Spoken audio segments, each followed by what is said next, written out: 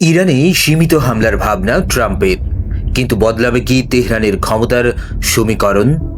মধ্যপ্রাচ্যে নতুন করে উত্তেজনার ছায়া।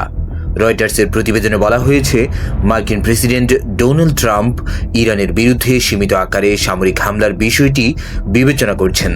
এই সম্ভাব্য অভিযানের মূল লক্ষ্য হতে পারে ইরানের শীর্ষ কর্মকর্তা ও নিরাপত্তা বাহিনী, যাতে সরকারের ভিত নড়বড়ে হয়ে যায় এবং বিক্ষোভকারীরা গুরুত্বপূর্ণ রাষ্ট্রীয় প্রতিষ্ঠানগুলোর নিয়ন্ত্রণ নেওয়ার সাহস পায়। তবে এই কৌশল কতটা কার্যকর হবে তা নিয়ে সন্দিহান আরব ও ইউরোপীয় কর্মকর্তারা।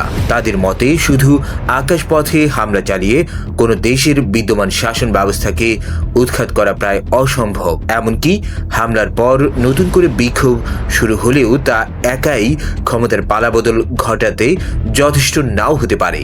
সব মিলিয়ে প্রশ্ন একটাই, ট্রাম্পের এই সম্ভাব্য পদক্ষেপ কি ইরানের রাজনৈতিক ভবিষ্যৎ বদলাতে পারবে, নাকি এটি কেবল উত্তেজনা আরও বাড়াবে?